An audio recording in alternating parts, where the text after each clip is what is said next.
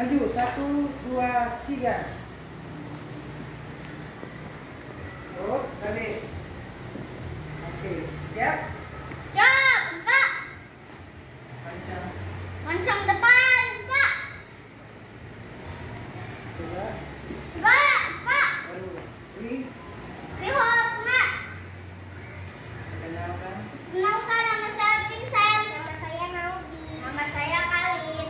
Kami bertiga akan membacakan dongeng Lahirnya Kotaku. Oke, yang lain dua dulu, Bobby maju. Sana Ambil sendiri mainan kalian. Nah. Ambil mainannya. Yuk, Sana sini.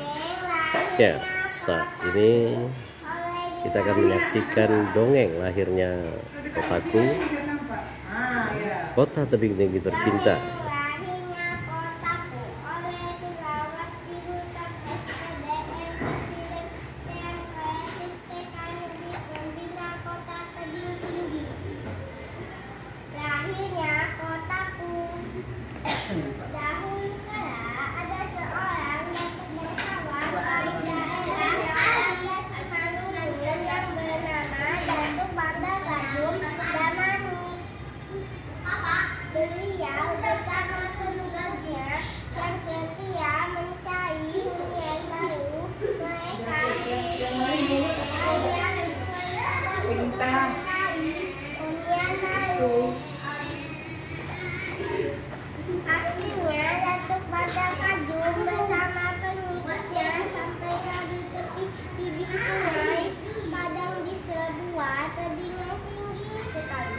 Disitulah Datuk dan para pengikutnya mendirikan hunian di atas tebing yang tinggi. Vincent. lanjut siap-siap. Nah,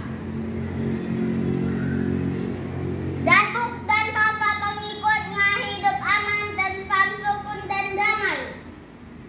Tidak lama kemudian, kediaman dan masyarakat Datuk diserang oleh kerajaan saya. Masa itu Datuk pun membuat kesepakatan dengan pihak Belanda di atas sampan yang bernama Sampan Saguh di Muasabah Hilang.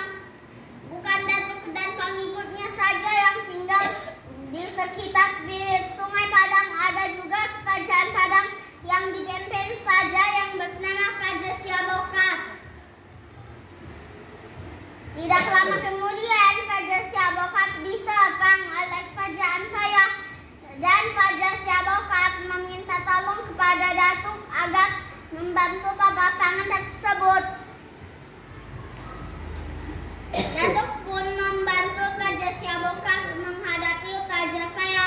Datuk memakai strategi belakang, yaitu dengan cara lompat-lompat atau bersang intip-intip. Maju terus. Datuk juga membuat jembatan di atas Sungai Gelembah agar bisa melihat orang yang datang dan keluar dari ibu kota, sehingga ibu kota menjadi aman. Dengan keadaan aman, maka masuklah suku-suku lain ke kota tebing tinggi. Selain suku Simalungun dan suku Melayu, ada etnis Tionghoa, Tamil, dan Sing.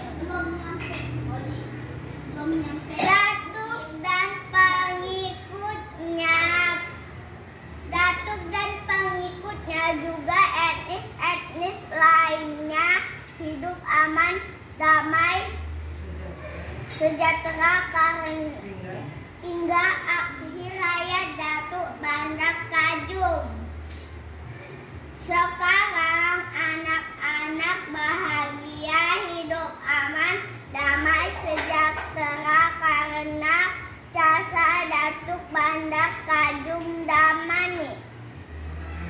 Anak-anak kota tebing tinggi dapat menikmati aliran sungai-sungai yang ada di kota tebing tinggi.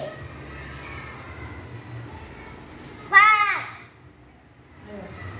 Oh, di tengah. 1.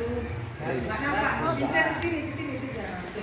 1, 1, 2, 3. Kota lemah sungguhlah damai, sampan berlayar ke hulu sungai. Siapa yang tak kenal tebing tinggi, ramah dan santun kita budayakan. Sekian dan terima kasih. Assalamualaikum warahmatullahi wabarakatuh. Selamat pagi Ibu Kepala Sekolah TK Pembinaan Negeri Kecamatan Rambutan Kota Tebing Tinggi, Ibu Nilawati Gultom SPD AUD MPSI ya Bu. Mohon izin Bu, menarik sekali anak didik Ibu tadi baru saja membacakan dongeng tentang lahirnya kotaku atau kota tercinta kita Tebing Tinggi. Yang mau ingin saya tanyakan Bu, konsep naskah cerita dongeng ini siapa yang menyusun dan kolaborasi dengan siapa aja Bu? Kemudian melatih anak-anak kita ini luar biasa smartnya yang sukacitanya dengan lenggok-lenggoknya, dengan gaya yang khas Kota Tebing Tinggi sebagai kota Delhi kita ini Bu. Apa ini Bu resepnya semua dan harapan Ibu untuk tentunya sukses anak didik kita, sukses pendidikan. Silakan Bu. Waalaikumsalam Bapak. Latar belakang saya mengajak anak mendongeng beserta orang tua ya. Karena pada dasarnya anak-anak itu sebaiknya diberikan ketika mau tidur itu anak-anak harus didongengkan. Kenapa saya ambil dongengnya itu sejarah lahirnya kotaku? Karena sejak anak usia dini sebaiknya anak-anak Kota Tebing Tinggi itu tahu di mana dia berada, apa nama kotanya, siapa pendiri kotanya, dia harus mengenal. Nah, maka itu saya kenalkan, saya tulis cerita berdasarkan survei di tempat-tempat yang bersejarah, dan saya membawa guru dan anak-anak saya ke Taman Pemakaman Datuk Bandar Kajung. Bahwa pendiri Kota Tebing Tinggi itu sudah meninggal, inilah kuburannya.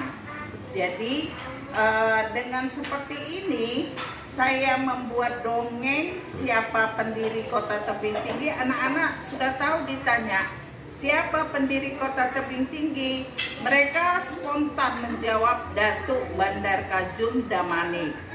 Nah, jadi dari hal-hal kecil juga saya mengenalkan apa makanan khas Kota Tebing Tinggi, juga anak-anak sudah kenal.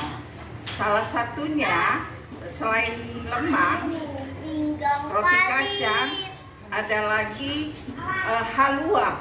halua yang terbuat dari pepaya. Maka di TK ini Bapak akan lihat pohon pepaya banyak. Kenapa?